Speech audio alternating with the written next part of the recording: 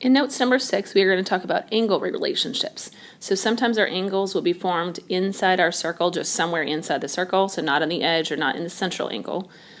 Or they could be on the edge still again, or they could be outside of the circle. We haven't done anything outside the circle yet. So with our intersecting chords is inside the circle, we'll create angles that are inside the circle. So this is the formula you need to remember and get written out on your paper. So what it is your inside angle is, so like if my angle 1 right there, is going to equal the two intercepted arcs. So that, and the arcs need to be added together, so that would be AB plus the arc CD, and then we have to divide that in half, and that will give us the angle measure. So just remember that boxed out formula. So when we're looking at number 1, we see our angle is formed inside our circle, so that 58 is my angle. I know that I need to add the two arcs that it opens up to. So that'd be my RP and my SQ. Well, SQ we already have is 82, but this RP, I'm going to leave it as arc RP, so when I find it, that's what it equals. That's the part we do not have. So the easiest part to do, if we have this 1/2 right here, the easiest way to get rid of that is if we multiply both sides by 2, because then the 1/2 and the 2 will cancel, and you won't have to worry about any fractions built up into your problem. When we multiply by 2, we get 116, and now we can just subtract the 82, and we don't have to worry about dividing anything. So subtract 82 from that, and the measure of arc RP then is going to be 34 degrees. Some other things that are mentioned in our directions is that we want to find all the missing angles. So remember this angle right here, we can take 180 minus 58, and that would tell us that our angle equals 122.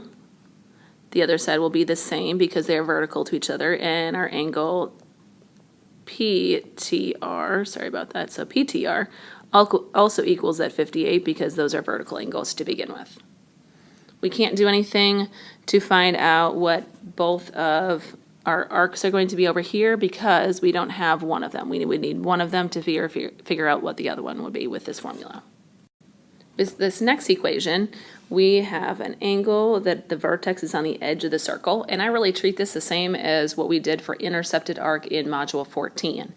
And that means that the arc is going to be double the length of the angle, so you can either take the angle or take half of the arc, and that equals the angle, or you can think of taking twice of the angle or 2 times the angle, and that will equal what the arc is. So in number 2, sorry, we have that the arc BC is 142 degrees. So if we divide that by 2, that gives us 71 degrees. And that's what this little angle right there is going to be. And there's all of our setup for it. So we have to take half of 142, that gives us a 71.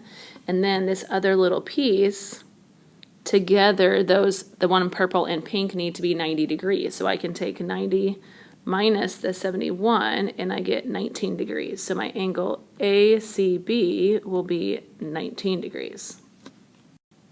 Because our angle right here is 19 degrees, and it's an intercepted arc, that means if I double it, so 19 times 2 gives me 38, that means that my arc up here is going to be 38 degrees, so arc AB.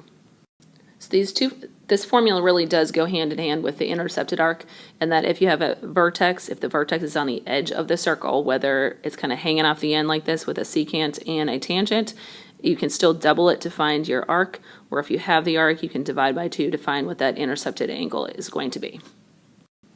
Now for these last ones, this is for if the angle is outside of the circle. So you have 3 different versions of what your picture could look like, but if you pay attention to this part right here, or you can look at this one, they really mean the same thing, just explain a little bit differently, that works for all 3 of those pictures. So just remember, if the angle's on the outside of the circle, what happens is you take the largest arc, so the furthest one away from that angle, and you subtract the closest arc to it.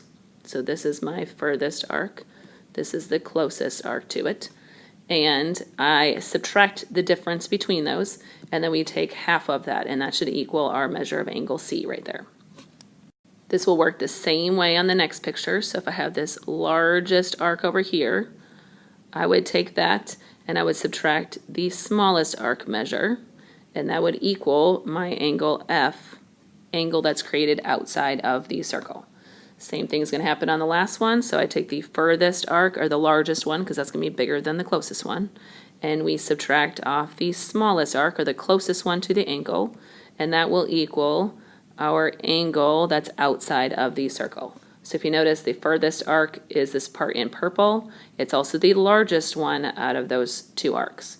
And then you're subtracting the closest arc to the angle, and that should be smaller. So that's why I put it as either largest, smallest, or the furthest minus the closest arc to that angle. And it's all in relation to that angle outside of the circle.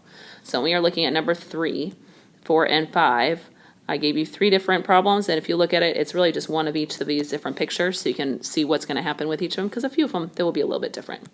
So we have our angle, and that's my 25 in this picture. Then we have the largest arc is my 83. I need to take that and subtract the closest arc, and then this one is x. And then I still have my 1/2 out in front of it.